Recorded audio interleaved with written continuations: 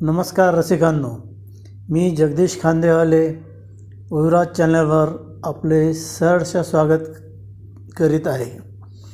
आज मी आपल्यासमोर माझ्या अकस्मात या कादंबरीचे 7वे प्रकरण खेळ मांडियेला सादर करणार आहे. त्याआधी मी एक डिस्क्लेमर देऊ इच्छितो की ही कादंबरी पूर्ण काल्पनिक असून यातील घटनास्थळे आणि व्यक्तींशी इतर कोणत्याही घटनास्थळे आणि व्यक्तींशी साम्य आढळल्यास तो केवळ योगायोग मानावा. चला तर आता वाचन सुरू करूया. भगवंताने त्याचे रंगकाम 15 तारखेला संपवले. आता दारे खिडक्या स्वच्छ करणे, रंगवणे याकरता 4-5 कामगार त्याने मागे ठेवले. नेमप्लेट्स, नंबर पण तेच लावणार होते.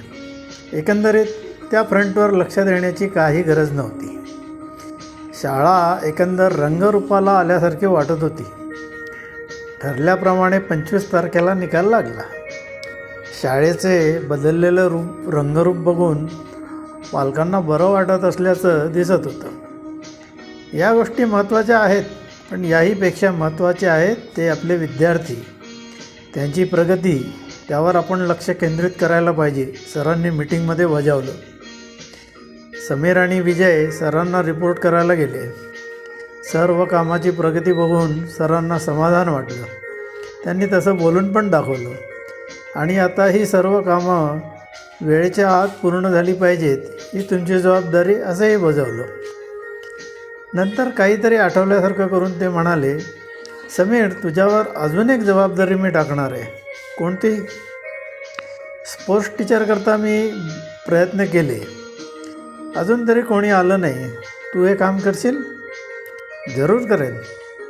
तुला दिवसातून फार तर एकच पिरियड घ्यावा लागेल, याकरता मी लक्ष देईन. मी प्रशिक्षित शिक्षक नाही, पण मी तयार आहे. छान, तर मग लागा कामाला. दोघे बाहेर येतात. विजय समीरला गमतीने म्हणाला, मला वाटतं तुला आता जेवायला तरी वेळ मिळेल की नाही. समीर वरकरणी हसला, पण मनात म्हणाला, मला तर रात्रीची झोप पण नको आहे. मुख्य कामे आटोपल्याने तो आता वाट बघू लागला पावसाची. कारण टीचर्स रूमच्या भिंतीची परीक्षा पाऊसच घेणार होता. 12 जूनला शाळा सुरू झाली आणि 17 जूनला मेघराजा बरसला म्हणजे सणसणीत बरसला. आता आपली खरी भिंत परीक्षा, असा विचार समीरच्या मनात आला. 2-3 दिवसांनी त्याने विजयाला बरोबर घेऊन आतून बाहेरून भिंत तपासली. कुठेही ओल नव्हती.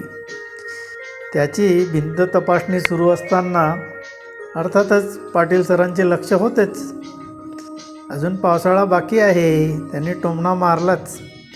समीर मागे न बघताच म्हणाला, सर, मी जे बोलतो ते करतो आणि जे बोलत नाही ते हमखास करतो. आणि मागे न बघताच बाहेर पडला. बाहेर पडताच विजयने विचारले, समीर, त्या वाक्याचा काय अर्थ होतो? समीर रजन म्हणाला, अरे कोणाला ठाऊक, कुठेतरी ऐकलं, दिलं ठोकून. आता बसू दे पाटील सरांना विचार करत. आपल्यावर स्पोर्ट्सची जबाबदारी टाकलीच आहे, तर खेळाची सामुग्री तरी काय आहे हे बघावं. म्हणून समीर स्टोअर्सला गेला. तेथील इन्चार्जने सर्व मटेरियल दाखवलं. त्याला आश्चर्य वाटलं, कारण फुटबॉल, क्रिकेट यांचं सामान अगदी नवीन वाटत होतं. तीच गत डंबेल, स्लेजिम याची पण होती. हे गोडच काय, हवेचा पंप पण नवीन होता. हे सर्व यंदाच खरेदी केलं का? नाही, 2 वर्ष झाली बघा. रजिस्टर पुढे करत तिथला क्लार्क म्हणाला. रजिस्टर बाजूला करत समीर म्हणाला, मग अजून वापरलं का नाही? वापरून खराब होईल, असं राठोड सर म्हणाले. राठोड सर म्हणजे ते भूगोलाचे? होय, ते स्पोर्ट्स बघायचे म्हणजे खरंच बघायचे, पण दुरून. समीर मनात म्हणाला. या सामानाला मैदान दाखवायचं त्याने ठरवलं. तशी संधी त्याला लवकरच मिळाली. 7वीच्या वर्गाचा PT पिरियड होता. पावसाची रिमझिम सुरू होती. समीर वर्गात आला तेव्हा सर्व मुलं हिरमुसली होऊन बसली होती. हा शेवटचा पिरियड होता. आतापर्यंतच्या अनुभवावरून पाऊस असला आणि पी टी पिरियड असला तर वर्गात होमवर्क करावे लागत असे. समीर वर्गात येताच त्यांनी वह्या पुस्तकं काढली. अरे वह्या पुस्तकं का काढता? इतका छान पाऊस पडतोय, तुम्हाला वाटत नाही का पावसात फुटबॉल खेळावा? हातातील फुटबॉल वर्गात फेकत समीर म्हणाला. दुसऱ्या क्षणाला वर्ग रिकामा झाला आणि मैदानावर आरडाओरडा सुरू झाला. एकच विद्यार्थी ज्याच्या पायाला प्लॅस्टर होतं तो जाऊ शकला नाही. तो वर्गात बसून राहिला. समीरने हळुवारपणे त्याला उचललं, शिपायाला खूण केली आणि अलगद वरांड्यात खुर्चीत नेऊन बसवलं. आरामात खेळ बघ, प्लॅस्टर निघाले की तू पण खेळ, असं म्हणून समीर मैदानात पळत गेला आणि खेळू लागला. पावसाची रिमझिम चालूच होती. 15 मिनिटे खेळ जोरात चालू होता.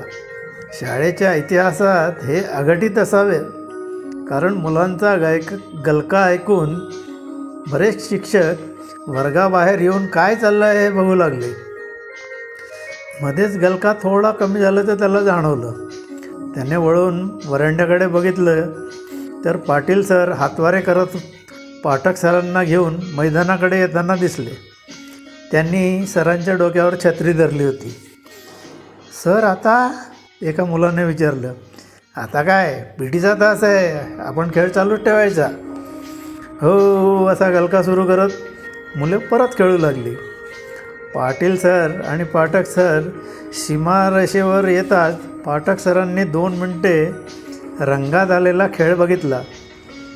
3ऱ्या मिनिटाला त्यांनी पाटील सरांची छत्री हातानेच दूर सारली आणि ते पण खेळात सामील झाले. सर्वजण शाळा सुटेपर्यंत मनसोक्त खेळले. एक एक करत समीरने सर्व खेळाचे सामान बाहेर काढलं. पी टीचा तास म्हणजे फक्त कवायत नाही, तर त्याला जे पाहिजे ते त्याने खेळावे इथपर्यंत मुलांची तयारी त्यांनी 2 महिन्यात केली. अर्थात पाठक सरांच्या पाठिंब्याशिवाय या गोष्टी होऊ शकल्या नसत्या. क्लास टेस्ट आणि तिमाही परीक्षेत कळतील याचे परिणाम. या पाटील सरांच्या टोमण्याला उत्तर द्यायच्या फंदात समीर पडला नाही. आता पावसाचा जोर कमी झाला होता. तिमाही परीक्षा झाल्या होत्या. जरी खेळाचं प्रमाण वाढलं होतं तरी मुलांच्या अभ्यासावर काही पाटील सर म्हणत होते तसा परिणाम झालेला दिसला नाही. लवकरच आंतरशालेय खेळाच्या स्पर्धा सुरू व्हायच्या होत्या. सरांनी मीटिंगमध्ये सर्व शिक्षकांना आवाहन केले की त्यांनी खेळाकरता मुलांना प्रोत्साहित करावं. सर, आतापर्यंत आपण कधी सर्व स्पर्धामध्ये उतरलेलो नाही, पाटील सर म्हणाले. का बरं, काय विशेष कारण? मुलांच्या अभ्यासावर परिणाम होतो. पाटील सर, गेल्या 3 महिन्यात मला तरी तसं काही आढळलं नाही. पण तसंही आपल्याला काही पदकं वगैरे मिळत नाही हो. पदकांसाठी नाही, पण खेळाच्या आनंदासाठी तरी भाग घ्यायला हवा. काय समीर, तुला काय वाटतं? प्रत्येक खेळामध्ये काही आपण फायनलपर्यंत पोचू असं नाही. निदान खेळण्याचा आनंद तरी मुलांना मिळू द्या. शालेय क्रीडा स्पर्धांच्या तारखा जाहीर झाल्या तसं पत्रक शाळेत आलं. सरांनी समीरला जास्तीत जास्त खेळात भाग घेण्यास सांगितलं. पदकं किती मिळतील याचा विचार करू नको, भाग घेणं महत्त्वाचं आहे, असं म्हणून ते थांबले नाहीत. तर विजय आणि अजून 2 शिक्षकांना समीरला मदत करायला त्यांनी सांगितलं. त्याप्रमाणे शाळेत ज्यांना भाग घेण्याची इच्छा आहे त्यांनी आपली नावे या चौघांकडे द्यावी अशी नोटीस पण लावली.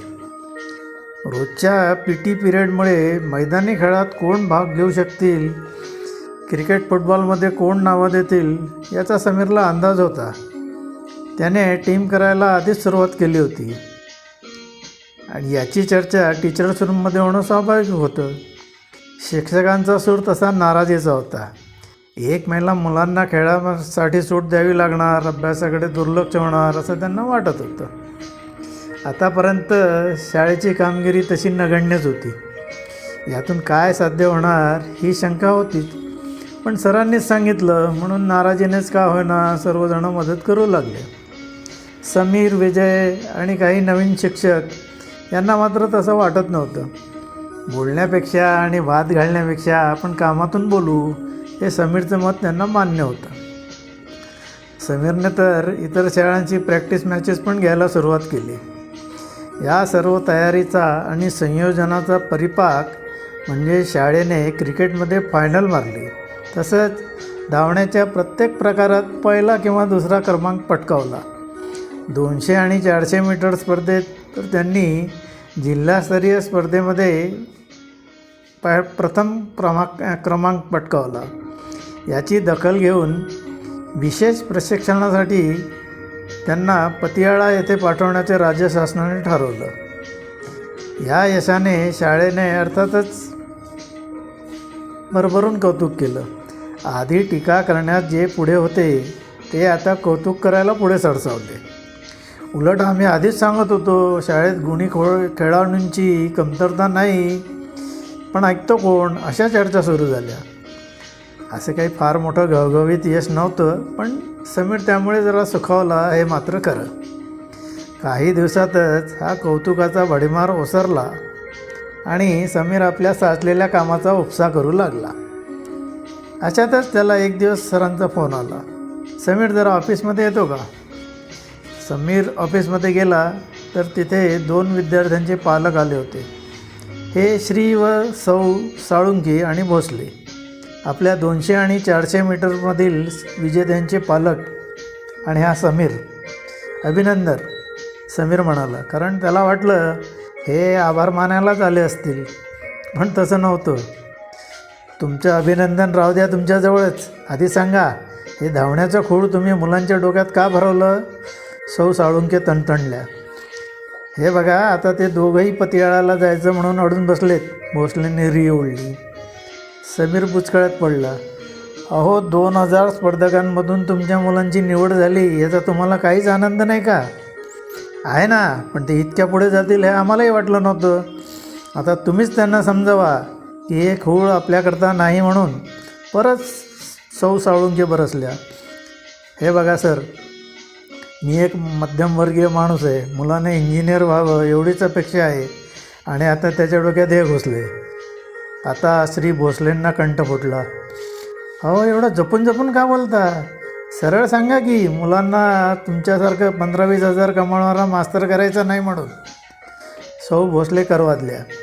आता मात्र समीरला हसायला आलं आणि किंचित आवाज चढवून विचारलं, तुम्हाला कोणी सांगितलं की ही मुलं मास्तर होतील? आणि मास्तर असणं म्हणजे काय कमीपणा आहे का? तुम्हाला पण कोणी मास्तरांनी शिकवलं आहे ना? समीरच्या या भडीमारापुढे काय बोलावं हे त्यांना सुचलं नाही. तरी साळुंके रेटून म्हणालेत, विषय तो नाही, विषय तोच आहे. त्यांना अडवत समीर म्हणाला, तुमच्या मनात हीच भीती आहे की मुलांनी खेळात नाव कमावलं ते डॉक्टर इंजिनियर होणार नाहीत. तुमच्या माहितीकरता माझी ओळख सांगतो. मागील वर्षी इंजिनिअरिंगला फर्स्ट आलेला समीर देशपांडे मीच. कॉलेजमध्ये असताना क्रिकेट, फुटबॉल, रनिंग यामध्ये मी विद्यापीठ स्तरावर खेळलो आहे आणि स्वानुभवाने सांगतो खेळाचा अभ्यासावर चांगलाच परिणाम होतो. यावर ते चौघेही गप्प झाले. धीर धरून सौ साळुंकेंनी विचारलं, तरी तुम्ही इथे नोकरी? इतका वेळ मजेने वाद ऐकणाऱ्या सरांनी हस्तक्षेप केला. काही आकस्मिक कारणामुळे समीरला 1 वर्ष इथं थांबावं लागलं आहे. रिकामं बसण्यापेक्षा काहीतरी करावं, अनुभव घ्यावा या उद्देशाने तो ही नोकरी करत आहे. तेवढ्यात चहा आला. आता त्यांचा समीरकडे बघण्याचा दृष्टिकोन पूर्ण बदलला होता. मग समीर सर, आता काय करावं असं तुम्हाला वाटतं? श्री साळुंके म्हणाले, अशी संधी खरी गुणवत्ता असेल तरच मिळते, म्हणून मला तरी वाटतं की ही संधी तुम्ही सोडू नये. त्यांचं ट्रेनिंग शाळेच्या वेळापत्रकाशी संलग्न असते. शाळा त्यांचा अभ्यासक्रम पूर्ण करून घेईल. सरांनी ग्वाही दिल्यानंतर सगळे शांत झाले. त्यानंतर ही मुलं जेव्हा राष्ट्रीय स्तरावर चमकतील तेव्हा TV चॅनेलवर मुलाखती देताना शाळेचा उल्लेख करायला विसरू नका बरं का. या समीरच्या अंतिम चेहऱ्याने वातावरण मोकळं झालं. रसिकांनो, हे होतं अकस्मात या कादंबरीचे खेळ मांडियेला हे प्रकरण. हे प्रकरण आपल्याला आवडले असल्यास कृपया लाईक करा, ओविराज चॅनेल सबस्क्राईब करा आणि मित्रमंडळींबरोबर शेअर करा ही विनंती. लवकरच पुढील भाग सादर करेन. धन्यवाद.